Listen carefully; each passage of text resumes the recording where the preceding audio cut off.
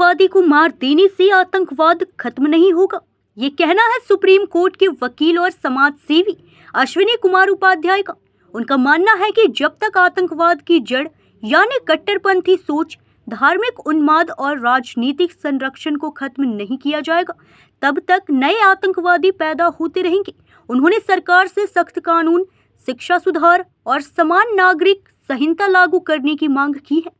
हमें आतंकी विचारधारा पर वार करना होगा, सिर्फ चेहरे बदलने से कुछ नहीं होगा। आज सुप्रीम कोर्ट में जो कश्मीर में नरसंहार हुआ है, उसके लिए 2 मिनट का मौन रखा गया है। सुप्रीम कोर्ट के अंदर सभी लोगों ने 2 मिनट खड़े होकर जो कश्मीर में मारे गए लोग, उनके प्रति अपनी संवेदना व्यक्त किया है। हम लोगों ने भगवान से प्रार्थना किया है कि उन परिवारों को ढाढ़स दें इस दुख की घड़ी से निपटने के लिए।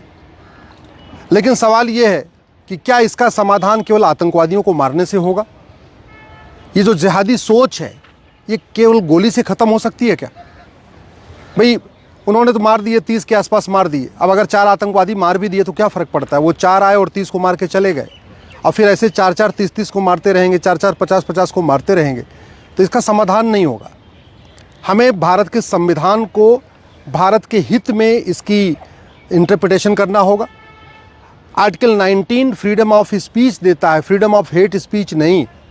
लेकिन पूरे देश में प्रतिदिन 5 बार कहा जाता है कि ब्रह्मा विष्णु महेश पूजा योग्य नहीं है, भगवान राम, भगवान कृष्ण, भगवान बुद्ध, भगवान महावीर पूजा योग्य नहीं है, 24 तीर्थंकर पूजा योग्य नहीं है, हमारे 10 जो सिखों के गुरु हैं वो पूजा योग्य नहीं है। ये जो 5 बार कहा जा रहा है, ये जिहाद का कारण ये है। और कश्मीर में आतंकवादी घटना नहीं हुई, आतंकवादी हमला नहीं हुआ है, बल्कि जिहादी हमला हुआ है। आतंकवादी कभी किसी का नाम पूछ के हमला नहीं करते। आतंकवादी कभी किसी को कलमा पढ़वा के या किसी का पैंट उतरवा के चेक करके हमला नहीं करते। आतंकवादी तो अंधाधुंध गोलियां चलाते। कश्मीर में ऐसा नहीं हुआ। कश्मीर पहले नाम पूछा गया, उसके बाद उनसे कलमा पढ़वाया गया। जो कलमा नहीं पढ़ पाया उसको मारा गया। जिन्होंने कलमा पढ़ दिया उनको भी क्रॉस चेक किया गया कि वास्तव में कहीं झूठ तो नहीं बोल रहा है, फिर पैंट उतरवा के चेक किया गया है। तो ये आतंकवादी हमला नहीं है। मैं सभी प्रिंट मीडिया और सभी इलेक्ट्रॉनिक मीडिया से आग्रह कर रहा हूँ, कृपया कश्मीर में जो हुआ है, ये नरसंहार हुआ है, इसको आतंकवादी हमला नहीं बल्कि जिहादी हमला कहिए। मैं माननीय सुप्रीम कोर्ट से भी आग्रह करता हूँ कि संविधान की इंटरप्रिटेशन इस तरीके से करिए कि भारत सुरक्षित रहे। संविधान फ्रीडम ऑफ रिलीजन देता है, फ्रीडम ऑफ कन्वर्जन नहीं। लेकिन कई ऐसे फैसले आए हैं, हाई कोर्ट का फैसला आया है, एक सुप्रीम कोर्ट का भी फैसला आया है, जिसमें आर्टिकल 25 को ये कह दिया गया कि freedom of religion include freedom of conversion. ऐसा नहीं है। आर्टिकल 26 में जो कहा गया है कि अपने आप धार्मिक स्थानों का निर्माण करेंगे, तो धार्मिक स्थानों के निर्माण का मतलब अवैध निर्माण नहीं कर सकते। आर्टिकल 27 साफ साफ कहता है कि 1 रुपये खर्च नहीं होगा किसी भी रिलीजन को प्रमोट करने के लिए। दुर्भाग्यवश भारत में अल्पसंख्यक मंत्रालय चल रहा है, अल्पसंख्यक आयोग चल रहा है, हज़ारों करोड़ का बजट केंद्र सरकार खर्च कर रही है मजहब के नाम पे, हज़ारों करोड़ का बजट राज्य सरकारें खर्च कर रही हैं, जबकि आर्टिकल 27 कहता है कि 1 रुपये खर्च नहीं करना है किसी रिलीजन को प्रमोट करने के लिए। धर्म और रिलीजन में अंतर होगा, इसको भी हमारे माननीय सुप्रीम कोर्ट के जजों को समझना होगा। धर्म बिल्कुल अलग होता है, रिलीजन बिल्कुल अलग होता है। धर्म सबको जोड़ता है, रिलीजन तोड़ता है। धर्म वसुधैव कुटुंबकम सिखाता है, धर्म सर्व और मंगल मांगल्य सिखाता है, धर्म जो है सबका साथ सबका विकास सिखाता है, धर्म जो है जननी जन्मभूमिष्य सिखाता है, धर्म यत्र नारस्तु पूज्यते रमन्ते तत्र देवता सिखाता है। तो ये जो सबसे बड़ी गड़बड़ी ये हो रही है कि हम हिंदू धर्म, जैन धर्म, बौद्ध धर्म, सिख धर्म और विदेशी पंथों को एक समान मान रहे हैं, ये सबसे बड़ा ब्लंडर ये हुआ है। हम जो वेद, पुराण, बाइबल, कुरान को एक समान मान रहे हैं, ये सबसे बड़ा ब्लंडर हमने ये किया है। जो हम गुरुकुल और मदरसा को एक समान मान रहे हैं, हमने सबसे बड़ा ब्लंडर ये किया है। आर्टिकल 30 की हमने जो गलत इंटरप्रिटेशन कर दिया। आर्टिकल 30 कहता है कि भारत में सभी लोगों को एजुकेशन इंस्टीट्यूशन खोलने का अधिकार है। उस एजुकेशन इंस्टीट्यूशन को हमने रिलीजियस एजुकेशन समझ लिया और हम मदरसा खोलने का अधिकार दे दिए।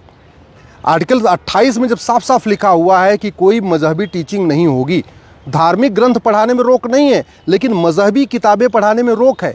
मतलब रामायण, वेद, उपनिषद, भगवत गीता पढ़ाने में रोक नहीं है, लेकिन जो मजहबी किताबें हैं उनको पढ़ाने पर रोक है। इसके बाद ही मदरसा बोर्ड खुल गया। मदरसे की जो डिग्रियां उसको वैलिड हम मान रहे। ये जो आर्टिकल 30 का इंटरप्रिटेशन हुआ है ये गलत हुआ है।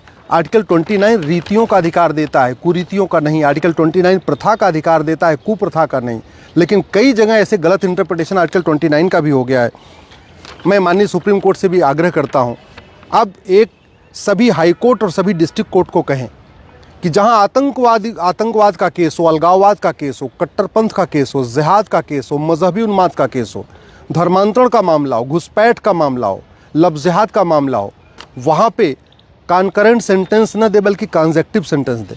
कायदे से तो ये व्यवस्था होनी नहीं चाहिए, जज के पास ये अधिकारी नहीं देना चाहिए था कानून में कि जज डिसाइड करेंगे कॉन्जेक्टिव सेंटेंस होगा या कॉन्करेंट सेंटेंस होगा, यानी सभी सज़ा अलग अलग चलेगी या सभी सज़ा एक साथ चलेगी।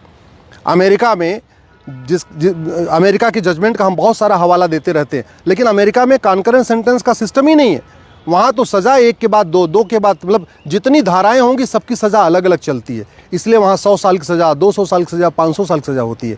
भारत में तो कॉन्करेंट कर देते हैं, सारी सज़ा एक साथ चलती है।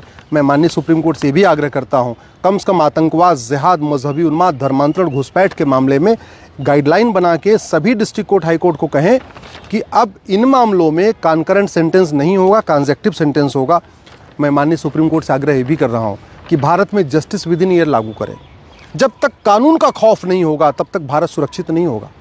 कश्मीर में अभी वहाँ पे हाई कोर्ट के 3 माननीय जज भी गए थे, बाल बाल बच के आए हैं। अगर वो मारे गए होते तब क्या होता? अभी तो आम जनता मारी गई है, अभी तो सेना का अधिकारी मारा गया है, बिजनेस क्लास के लोग मारे गए हैं, मिडिल क्लास के मारे गए हैं। अगर वो 3 हाई कोर्ट के जज मारे गए होते तब क्या होता? कम से कम इसकी गंभीरता को देखें और भारत में जस्टिस विद इन ईयर लागू करने के लिए खुद अपने अधिकारों का उपयोग करें। माननीय सुप्रीम कोर्ट के पास बहुत अधिकार है। अगर माननीय सुप्रीम कोर्ट राष्ट्रपति को कह सकते हैं कि 3 महीने के अंदर फैसला आपको करना है, तो माननीय सुप्रीम कोर्ट चाहे तो भारत में जस्टिस विद इन ईयर भी लागू हो सकता है। 3 महीने के अंदर मुकदमों की जांच पूरी हो सकती है, 3 महीने के अंदर डिस्ट्रिक्ट कोर्ट का फैसला हो सकता है, 3 महीने के अंदर हाई कोर्ट का फैसला हो सकता है, 3 महीने के अंदर सुप्रीम कोर्ट का फैसला हो सकता है। केवल करना क्या पड़ेगा? झूठी शिकायत, झूठी जांच, झूठी गवाही, झूठा हलफनामा, इसको गंभीर अपराध घोषित करना पड़ेगा। झूठे डॉक्यूमेंट को बहुत सीरियस क्राइम डिक्लेयर करना पड़ेगा। ये लोग जो फर्जी गवाह खड़ा कर देते हैं, फर्जी आधार बनवा लेते हैं, फर्जी राशन कार्ड बनवा लेते हैं, फर्जी बर्थ सर्टिफिकेट बनवा लेते हैं, फर्जी डेथ सर्टिफिकेट बनवा लेते हैं, फर्जी वसीयत बनवा लेते हैं, फर्जी विरासत बनवा लेते हैं। ये फर्जी डॉक्यूमेंट को अगर सीरियस हीनस क्राइम डिक्लेयर कर दिया जाए और झूठ बोलने को गंभीर अपराध घोषित कर दिया जाए, 50% मुकदमे अपने आप खत्म हो जाएंगे। न जजों की संख्या बढ़ाने की ज़रूरत है, न कोर्ट की संख्या बढ़ाने की ज़रूरत है। केवल झूठ को गंभीर अपराध घोषित करने की ज़रूरत है। जो झूठी चार्जशीट फाइल होती है, झूठी जांच होती है, ये रुक सकता है अगर माननीय सुप्रीम कोर्ट अपने शक्तियों का उपयोग करे, संविधान में दी हुई शक्तियों का उपयोग करे। तो संविधान की शक्ति का उपयोग करके माननीय सुप्रीम कोर्ट पुलिस रिफॉर्म भी कर सकता है, जुडिशल रिफॉर्म भी करवा सकता है, इलेक्शन रिफॉर्म भी करवा सकता है। माननीय सुप्रीम कोर्ट अगर चाहे तो भारत में 50% भ्रष्टाचार खत्म हो जाएगा। माननीय सुप्रीम कोर्ट अगर अपनी शक्तियों का उपयोग करे राष्ट्रहित में, तो घूसखोरी, कमीशनखोरी, जमाखोरी, मिलावटखोरी आधे से ज़्यादा खत्म हो जाएगी। माननीय सुप्रीम कोर्ट अगर अपनी शक्तियों का उपयोग करे, माओवाद, नक्सलवाद, जिहाद, मजहबी उन्माद खत्म हो जाएगा। माननीय अपनी सुप्रीम कोर्ट अगर अपनी शक्तियों का उपयोग करे तो धर्मांतरण, घुसपैठ बंद हो जाएगा। घुसपैठी अपने आप भागना शुरू कर देंगे। ये जो बाकी चीज़ें भारत में अराजकता फैली, बहुत हद तक बंद हो जाएगी। और माननीय सुप्रीम कोर्ट अगर अपनी शक्तियों का उपयोग करे, मानवाधिकार की झूठी दुहाई न दे। ये जो हम मानवाधिकार मानव का होता है, लेकिन हम उसको दानवों का अधिकार भी मान लेते हैं। हम आतंकवादियों के मानवाधिकार की चिंता करते हैं, अलगाववादियों के मानवाधिकार की चिंता करते हैं, जिहादियों के मानवाधिकार की चिंता करते हैं। अगर ये चिंता करना छोड़ दें और सठे साठ्यम समाचरित सिद्धांत के अनुसार फटाफट सजा देना शुरू करें, 3-3 महीने में, 4-4 महीने में narco polygraph brain mapping test करें, रिपोर्ट को ऑन रिकॉर्ड ले और उसके आधार पर सजा देना शुरू करें, खौफ पैदा हो जाएगा, भारत सुरक्षित होगा। आतंकवादियों को भारत में घुसने में उनको 10 बार सोचना पड़ेगा। भारत के अंदर जो स्लीपर सेल बैठे हुए हैं, जो उनकी मदद करते हैं, उनको भी सोचना, वो भी 10 बार सोचेंगे। लेकिन इसके लिए वही है कि माननीय सुप्रीम कोर्ट को भगवान राम की राम नीति को समझना होगा, भगवान कृष्ण की कृष्ण नीति को समझना होगा। राम नीति है भय बिन होए न प्रीत, कृष्ण नीति है सठे साठ्यम समाचरित। और हम आम भाषा में कहते हैं लोहा लोहे को काटता है।